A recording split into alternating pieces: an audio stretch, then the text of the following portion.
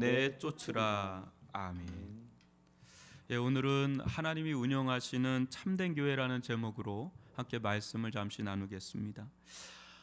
며칠 전 세간에 화제가 되었던 제가 성함은 얘기하지 않겠지만 대기업 회장의 이혼 소송이 마무리됐죠. 이혼 사유 중에 가장 중요한 쟁점 중에 하나가 혼외자였습니다. 제가 아는 바로는 두 사람이 각기 다른 경로를 통해서 예수님을 믿게 된 것으로 알고 있습니다. 이때 교회는 각자 이제 교회를 다니시는 분들이니까 오늘과 같은 말씀을 어떻게 적용할 수 있을지 저는 이제 이 말씀을 좀 묵상하면서 좀 고민이 되더라고요. 세상 법정에서도 인정된 어떤 음행 사건이라고 할 수 있죠. 그것을 교회는 과연 오늘날 어떻게 처리해야 할까? 특히 오늘 나눌 말씀은 직접적인 언급이어서 좀 고민스럽지 않을 수가 없는, 오늘 이런 말씀을 과연 적용할 수 있을까? 오늘날 우리가 있는 교회에 오늘 이런 문제의식을 가지고 함께 말씀을 나누도록 하겠습니다. 여러분, 고린도 교회는 지금은 기록으로 남아있지 않은 바울의 첫 번째 편지를 받고 좀 오해를 했습니다. 교회 내 음행 사건이 있다는 그런 소식을 듣고 바울은 편지를 썼습니다. 고린도전서 전에. 그래서 9절에 보면 음행하는 자들을 사귀지 말라 이렇게 훈계했던 거죠. 근데 이것을 듣고 성도들이 멘붕인 거죠. 일종 멘붕이 생겼어요. 왜냐하면 당시 고린도는 음란하기로 아주 유명했던 도시였기 때문에 성도들이 지근거리에서 같이 사귀고 지내는 그런 이웃들, 그런 사람들조차 아주 음행에 익숙한, 친숙한 그런 사람들이었기 때문에 음행하는 자들을 사귀지 말라고 하면 산속으로 들어가야 되나? 뭐 이런 상황이 되다 보니까 멘붕이 온 거예요. 모든 관계를 다 끊어야 되는가? 그러면 세상 밖으로 나가야 되는 거 아닌가? 이런 그런 일들이 일어난 거죠. 이에 사도 바울은 이 혼돈에 빠진 이 성도들에게 세상에서 어떻게 살아가야 하는지 기독교적인 답변을 해줄 필요성을 느꼈던 거죠. 그게 9절과 10절인데 한번 교독으로 읽어보겠습니다. 내가 너희에게 쓴 편지에 음행하는 자들을 사귀지 말라 하였거니와, 이 말은 이 세상에 음행하는 자들이나 탐색하는 자들이나 속여 빼앗는 자들이나 우상 숭배하는 자들이 사귀지 말라 하는 것이 아니니 만일 그리하려면 너희가 세상 밖으로 나가야 할 것이라. 신자는 세상 안에 살죠. 그러나 세상에 속한 자들은 아닙니다. 세상 안에는 살지만 세상에 속한 자들은 아니죠. 우리는 이 말을 잘 이해할 필요가 있습니다. 그리스도인들은 불교처럼 속세를 떠나서 산중으로 들어가 살 자들이 아닙니다. 오히려 그리스도인들은 세상의 빛과 소금이 돼서 세상 가운데로 들어가는 자들이죠. 오히려 들어가는 자들이죠. 성경의 인물 중 세상과 등지고 살아간 인물 여러분 한번 생각해 보세요. 단 한 명이라도 있는지? 없습니다. 다윗 어떻죠? 세상 한복판에 들어가 있는 자죠. 요셉도 그렇고 다니엘도 그렇고. 그리스도인들은 세상에 파견된 하나님 나라의 대사들, 또 넓은 의미에서 보면 우리 모두는 선교사들이죠. 파송된 자들이죠. 이런 점에서 예수님은 우리의 최고의 본이 되셔서 우리가 성탄절을 앞두고 있지만 하늘로부터 이 땅 가운데 파송을 받은 그런 성육신이 그거죠. 그러나 그리스도인들은 세상에 살지만은 세상에 속한 자는 아닙니다. 토마스 왓슨의 말처럼 제 아무리 태양빛이 태비를 비추면서 더러운 곳을 비추면서 들어간다 해도 이 빛과 이 오물이 섞일 수는 없는 거죠. 뒤섞일 수는 없죠. 빛은 그대로 비치죠. 섞이는 건 아닙니다. 비추긴 해도 섞이는 건 아니라는 거죠. 예수님께서 수많은 욕을 들어가면서 여러분 누구하고 사귀었죠? 세리와 창녀들. 지금도 가까이 하기가 어려운 사람들일 수 있죠. 근데 그들과 사귀고 그들과 함께했지만 동화되지는 않았단 말이죠. 오히려 정반대 일이 일어나죠. 진짜 예수님을 만나게 되면 막달라 마리아도 그렇고 사마리아 여인도 그렇고 세리 마태도 그렇고 삭개오도 그렇고 오히려 역전복되는 일들이 일어나죠. 예수님에게 감염되고 예수님에게 전복되고 예수님에게 어떻게 보면 감화를 받아서 변화되는 이런 일들이 오히려 일어나는. 빛으로 오신 예수님은 어두운 세상을 비추셨고 더럽고 추한 냄새나는 이 말그와 같은 세상을 오히려 정결하게 정화시키는 그런 일들을 하셨죠. 세상 안에 살지만 세상에 속하는 자가 아니라 오히려 예수께 속하게 만드는, 이것이 그리스도인들이 세상에 사는 이유요 목적이죠. 우리는 세상에 살지만 세상에 속한 자가 아니죠. 우리는 세상을 우리와 같은 하나님의 사람들로 변화시킬 그런 자들이란 말이죠. 그런 점에서 우리가 세상에서 만나는 자들 중에 음행하는 자들, 또 오늘 말씀에 나오는 탐하는 자들, 욕심을 부리는 자들, 속여 빼앗는 사기꾼들 멀리할 필요는 없다는 거죠. 그들은 전도 대상자들이다. 우리는 그들에게 벽을 쌓기보다 사랑으로 들어가서 변화시켜야 하는 자들이죠. 저도 그랬지만 여러분, 예수 믿고 나면 첫 번째 나타나는 현상이 뭐죠? 여러분은 어떤지 모르겠지만 주변 관계가 자연스레 좀 정리되잖아요. 술 담배 하는 친구들, 저 때는 당구장이 많았는데 이런 데 잘 안 가게 되니까, 매일 또 미팅도 있는 이런 데 거의 안 가니까 관계가 싹 다 정리가 되더라고. 노는 친구들도 바뀌고 어울리는 친구들도 바뀌고 대인 관계가 싹 다 바뀌어 버리는 거죠. 그러다 여러분, 특히 신앙이 열심히 있으면 있을수록 어떻게 돼요? 어느 순간에 이제 주변에 믿는 자들밖에는 솔직히 없습니다. 이는 한편에서는 맞는 현상이에요. 그죠? 관계가 정리가 돼야 됩니다. 예수님께서도 24시간 동고동락했던 자들은 제자 공동체였죠. 그죠? 거룩한 제자 공동체였죠. 그러나 이제 여기에만 머물면 위험하지죠. 여기에만 머물면 위험해진다. 자칫 바리새인들을 분리주의자라고 부르거든요. 율법주의자라고 하고. 이제 세상과 담을 쌓고 벽을 쌓고 우리만 고결해, 우리만 거룩해, 딱 그렇게 되기가 쉽기 때문에 이걸 또 우리는 조심해야 되죠. 우리는 믿음이 이제 강해지기까지는, 그죠? 베이비일 때 강해지기까지는 일정 시간 예수님의 거룩한 치마폭에서 자라가야 합니다. 안 그러면 금방 세상에 또 넘어지니까 일정 기간 동안은 강하게 자라가야 됩니다. 그러나 거기서 머물면 안 되고 이리와 늑대가 득실거리는 세상으로 들어가야 되죠. 예수님은 끊임없이 이런 양들을 찾아가서 만났고 또 교제했고 그들과 사귀었습니다. 그들을 예수님의 사람으로 삼고자. 그게 제자 삼는 사역이죠. 세상으로 들어가는 거죠. 여러분이 세상 일에 종사하면서 수많은 사람들을 만난다고 해서 벽을 쌓지 않는 것은 아닙니다. 그래서 오늘도 수많은 사람들을 만났거든요.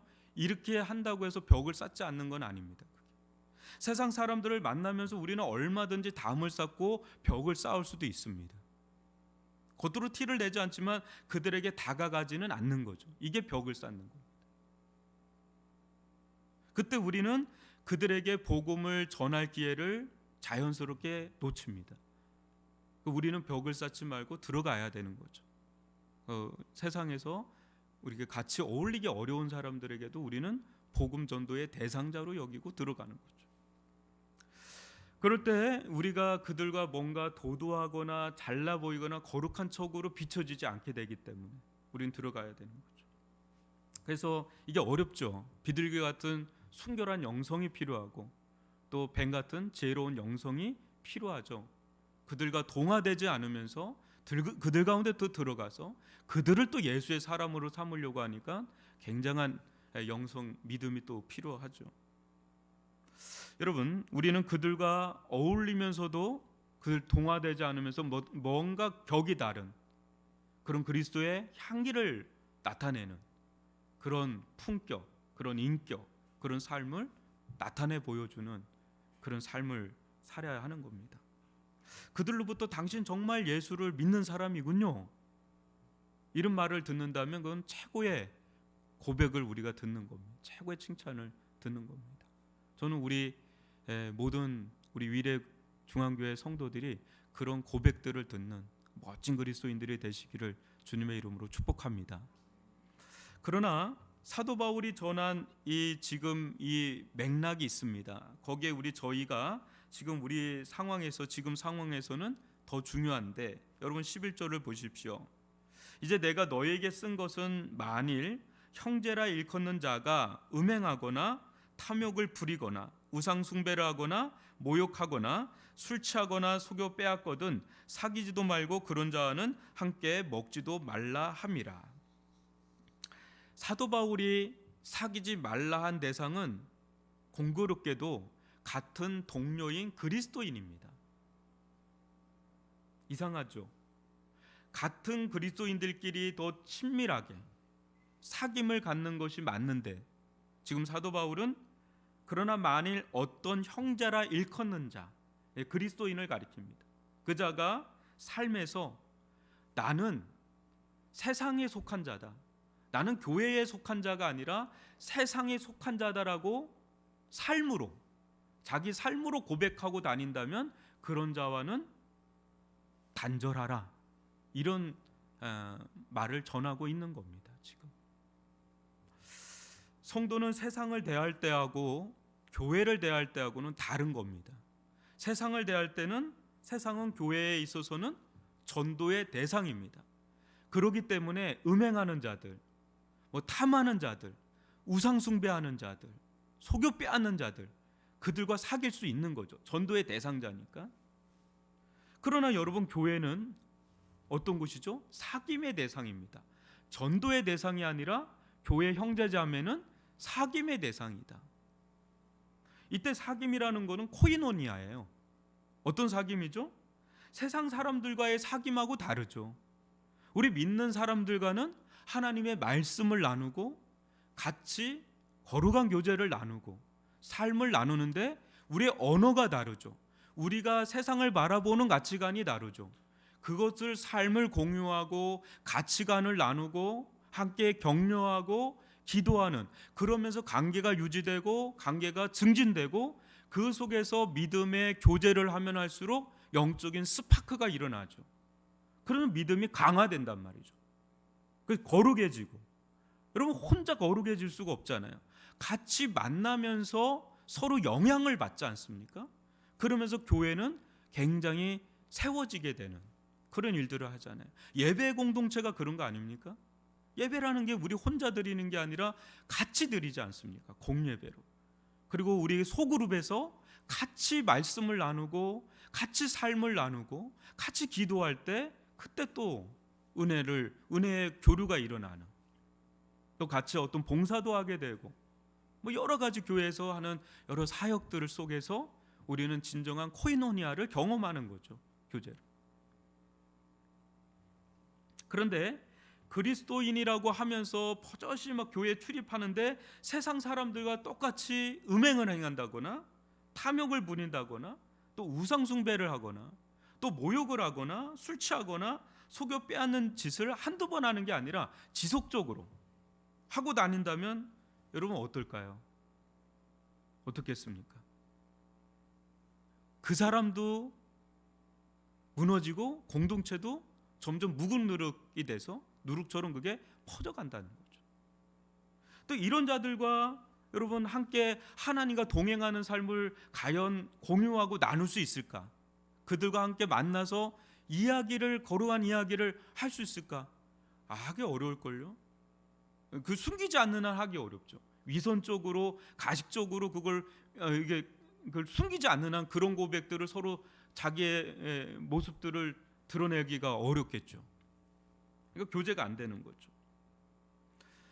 근데 만약에 교회가 이런 자들을 계속해서 용납한다면 그 교회는 거룩한 영향력을 그에게 주기보다는 오히려 어느 순간부터 저렇게 행동해도 괜찮다라는, 상관없다는 암묵적으로 묵인하는 그런 어떤 공범의 분위기가 조성이 되는 암암리에, 그냥 암암리에 그렇게 되어버리는, 그때 교회의 순수성, 순결성에 이제 스크래치가 계속 나는 일들이 생길 거라는 거죠.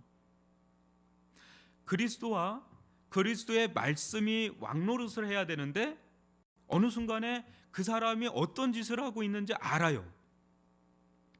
근데 눈치를 자꾸 보게 되는 거죠. 아, 저 사람에게 얘기하면 저 사람이 상처받겠지, 아니면 떠나겠지, 아니면 분란을 일으키겠지, 눈치를 보게 되는, 또 그 사람의 행동 거지 말들이 오히려 계속 거기에 영향을 받는, 이게 실질적으로 예수가 교회 안에서 주인 노릇을 하고 왕 노릇을 하고 예수의 말씀이 실질적인 역사를 하는 게 아니라 그 사람의 어떤 행동 거지와 말과 태도와 삶이 암암리에 자꾸 영향을 미치는, 그럴 때 교회는 세속적이고 인본적이고 우상 숭배적인 교회로 전락하기가 쉽다라는 거죠. 그렇게 사도 바울은 적은 누룩을 가볍게 보지 말고 묵은 누룩을 제거하라고 강하게 권면하는 거죠. 사도 바울은 이 항목에 음행만 두지 않았다는 것을 여러분이 눈여겨보아야 합니다. 음행과 같은 라인에 뭐가 있어요? 탐욕이 있어요. 탐욕이, 욕심을 부리는 거. 여러분, 음행만 우리는 큰 사건처럼 느껴지잖아요. 같은 선상에 뭐가 있냐? 탐하는 게 있습니다. 다음 주에도 나오는데, 탐하는, 욕심을 부리는 거예요. 그 욕심도 다양하게 나타나요. 심각한 죄입니다.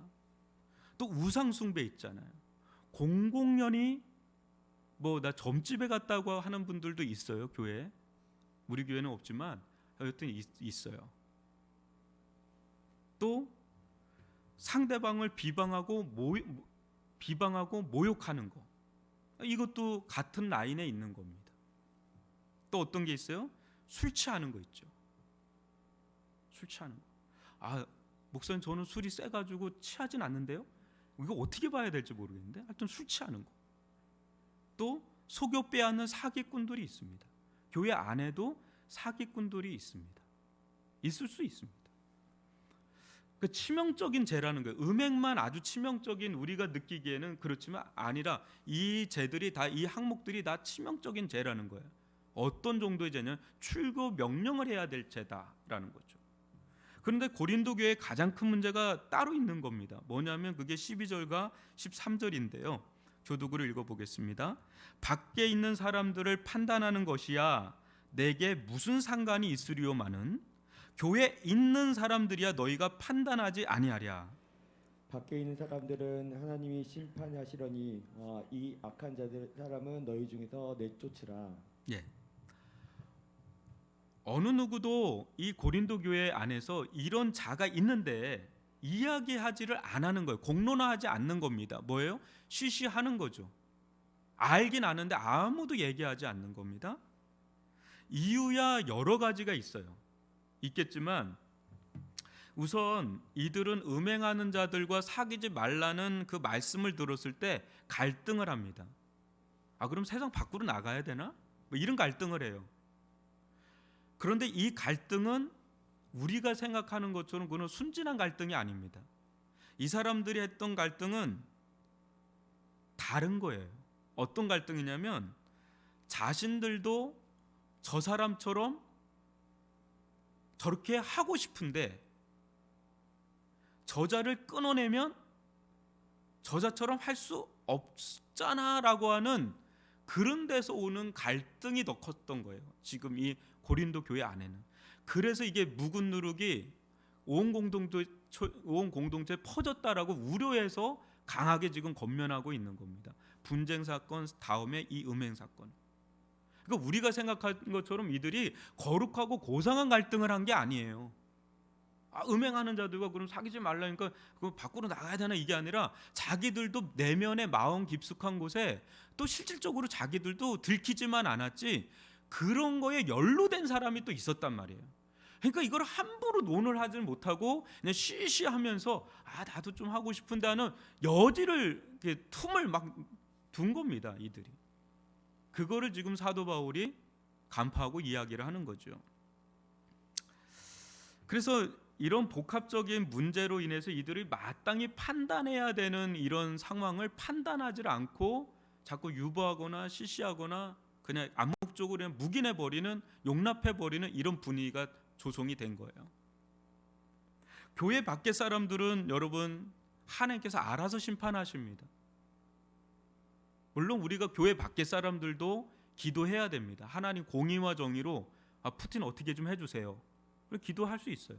근데 그것은 하나님께 맡겨야 되는 거죠. 그러나 교회 안에서 일어나는 문제들은 치리와 징계라고 하는 교회 고유의 권세가 있습니다.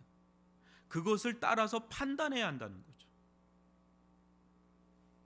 이를 통해서 교회는 그런 치리와 어떤 징계를 해야 되는 상황이 와요. 그런 것을 통해서 교회는 시간이 가면 갈수록 교회 특유의 고유의 순수성, 그 순결성을 어떤 사람이나 어떤 그런 사람들의 태도보다 더 우위에 두는, 그래서 그렇게 갈 때 교회가 건강하게 아름답게 교회다운 교회로 세워질 수 있다라는 거예요. 그때 교회는 세상에 거룩한 영향력을 끼칠 수가 있고 가마력을 끼칠 수가 있는 교회로 서게 되는 거예요. 다른 거니까 뭔가 다르구나. 여기는 어둠 속에 있는 세상은 빛 속에 있는 교회를 싫어합니다. 그렇지 않아요? 여러분, 믿는 사람들을 믿지 않는 사람이 좋아할 리는 없습니다. 여러분들이 누군가에게 전도를 해보세요. 아주 가까운 사람, 그것도 내가 너무 사랑하고 애정을 갖고 있는 사람에게 정말 애정을 갖고 전도해 보세요. 그러면 어느 순간에 싫어하는 티를 내줍니다.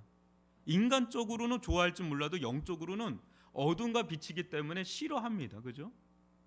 싫어해요. 근데 여러분 그거 아세요? 세상은 자기들과 똑같은 교회를 더 싫어합니다. 이거 아세요? 더군다나 세상은요, 자기들보다 못해 보이는 교회를 아주 극도로 혐오합니다. 이 세 단계가 있어요. 세상은 기본적으로 싫어해요. 우리를, 교회를 싫어합니다. 근데 세상은 더 싫어하는 게 누구냐면 자기들과 똑같으면 싫어해요. 더 싫어해요. 근데 자기들보다 더 못하면 더 아주 혐오해요. 그래서 코로나19를 지나오면서 그런 얘기 있잖아요. 한국의 교회보다, 전 세계에서 한국의 교회보다 더 큰 타격을 입은 교회는 없다. 어느 나라도 한국의 교회보다 더 큰 타격을 입은 나라는 없다. 교회는 없다. 이런 말이 있습니다. 한마디로 이제 혐오 공동체로 취급받았던 적이 있었죠. 저희가 지금도 그 후유증에 시달려서 뭐 여러 가지로 지금 뭐 다운 그레이드가 그냥 엄청난 다운입니다. 지금 전체 교회 자체가. 그러나 이런 일은 여러분 코로나19로 갑자기 생긴 현상은 아니죠. 그죠? 혐오적인 이런 느낌은 쌓이고 쌓인 이제 그런 혐오적인 마음들이 이거를 계기로 이제 고름이 터지듯이 확 터져버린 거죠. 세상에서 볼 때 교회가 싫었던 거는 두 가지라고 하더라고요. 불교하고 천주교하고 기독교, 개신교하고 비교를 한 통계가 있는데 너무 이기적이다. 그리고 너무 돈돈해서 세속적이다. 이런 이야기를 가장 많이 듣는 게 우리 개신교 쪽이에요. 공공성을 잃어버린 그런 느낌. 근데 저는 이런 사람들의 말에 전적으로 동의하지는 않습니다. 왜냐하면 그 말 속에는 분명히 어폐가 있다고 저는 보기 때문에 전적으로 동의하지는 않지만, 그리고 또 우리는 그들의 판단을 받을 만한 위치에 있는 자가 아닙니다. 다음 주에 살펴보겠지만 교회는 세상을 판단할 수 있는 권세가 있는 곳입니다. 그래서 저는 어떤 면에서는 받아들이지만 어떤 면에서는 어둠 속에서 나오는 이야기들 다 받아들이지는 않습니다. 그러나 제가 우려스러운 것은, 그것보다 더 우려스러운 것은 교회가 스스로의 자정 능력이 있나, 오늘날 교회 스스로 자정 능력이 있나, 이 부분이 저는 걸립니다. 교회 스스로 자정 능력을 상실한 지 오래되었다는 말은 어제 오늘의 일이 아니었기 때문에 저는 이 부분이 걸리는 거죠. 세상 앞에 교회가 스스로의 자정 능력을 잃어버리면 세상에 거룩한 영향력을, 영적인 권세를 절대 발휘할 수가 없습니다.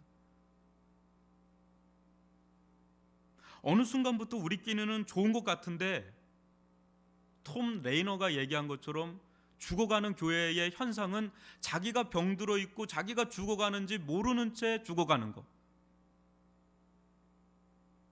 그래서 오늘날 목회자는 의사가 아니라 장의사 역할을 하고 있는, 죽은 시체를 만지고 있는 그런 교회로 전락하고 있다는 아주 충격적인 책을 내서 이게 세간의 화제가 돼서 저도 읽고 있습니다. 죽어가는 교회들의 특징, 살아나는 교회들의 특징에 대해서 이야기를 하는 거예요. 사탄의 최고의 공격은 서서히 자멸되게 만드는 거예요. 세상과 벽을 쌓은 채 우리들만의 개토화된 채 교회 내에 거룩하지 못한 문제가 발생했는데도 아무도 말을 하지 못하는 공동체로 머물러 있다면, 만약 그 회장님이, 저는 판단하기가 어렵습니다. 그런데 그냥 예를 드는 겁니다. 어떤 회장님이 분명히 공공연히 음행했다는 걸 다 압니다. 근데 그 교회에 수억 원의 헌금을 내고 있다면 과연 이런 말씀을 적용할 수 있을까? 그것도 너무나 강력한 장로직에 있거나 어떤 중직에 있는 사람이라면 과연 이런 사건이 일어날 때 교회는 어떻게 대응할 수 있을까? 오늘날 저는 이제 이런 음행뿐 아니라 어떤 우상 숭배하는, 또 속여 빼앗는, 또 모욕하는, 또 술 취한 이런 부분에 대해서 강력하게 출교 명령을 과연 할 수 있을까? 물론 출교가 목적은 아닙니다. 회개를 종용했는데 끝까지 그 부분에 대해서 회개하지 않고 고집스럽게 진행한다면 그때는 공동체적인 결정을 할 수 있을까라는 목회자로서 고민을 하게 되는 거죠. 전에도 말씀드렸다시피 과연 오늘날 우리들은 성경적인 교회를 세울 수 있을지 의문스러운 부분들이 생기는 거죠. 이런 대목에서부터.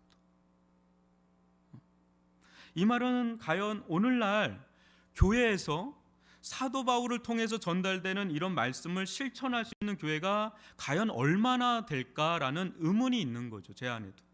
여러분들도 저보다 많은 교회에서 일어나는 일들을 들을 것입니다.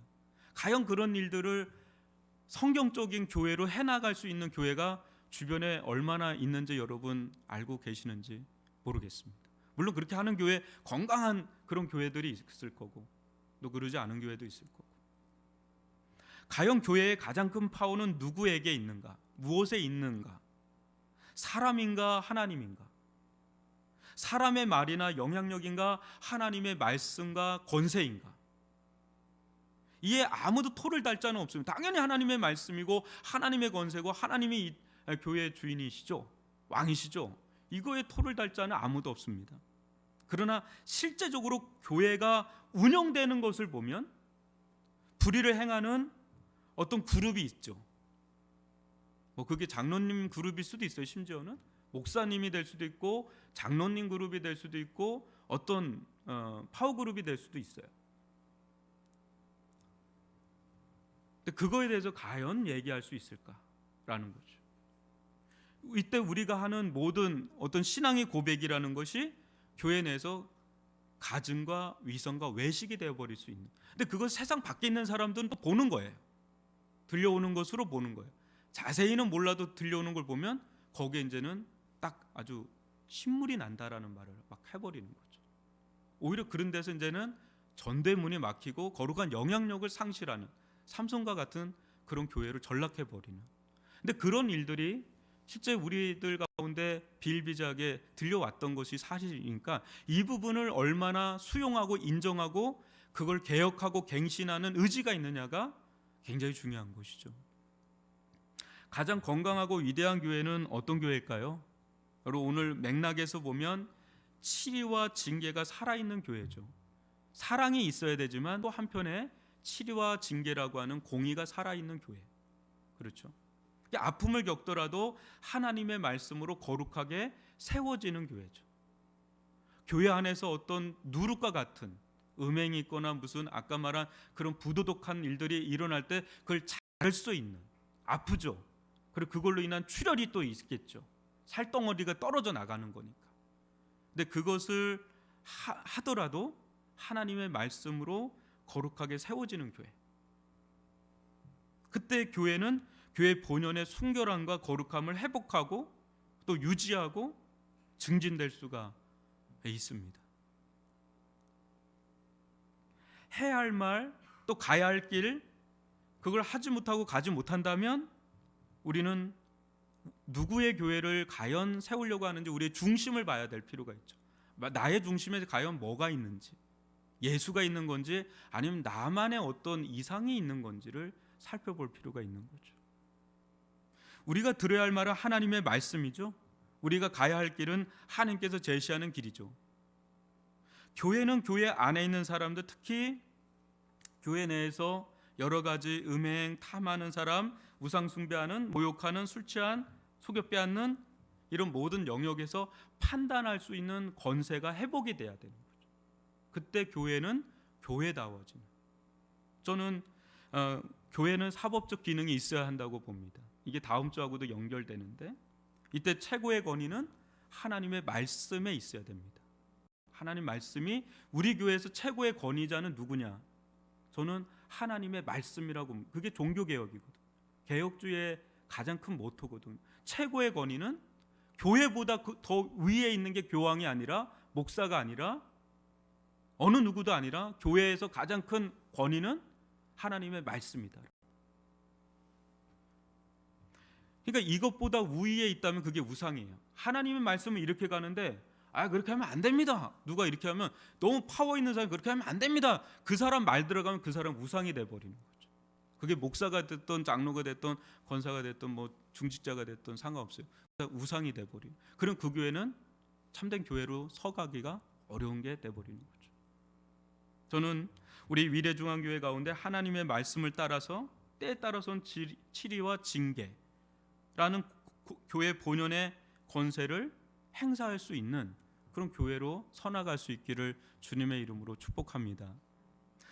우리 모두 하나님의 권세 아래서 하나님의 말씀을 듣고 따라가야 할 자들이죠. 저부터도 그렇고 여러분들도 그렇고요. 하나님께서 지금 이 말씀 자체가 오늘날 과연 통용될 수 있는 말씀인가가 이런 데서 엄청난 도전을 받고 있는데, 근데 그때 우리가 나아가야 되는 건, 이 말씀에 하나님께서 그렇게 말씀하신다면 우리는 거기에 귀를 기울이고 그걸 따라갈 필요가 있는 거죠. 그때 안 될 것 같은데 그때 교회는 더 교회다워지고요, 더 건강해지고 또 아름다운 교회의 영광이 있는데 그걸 회복하는 교회로 서게 될 줄 믿습니다. 오늘 들은 말씀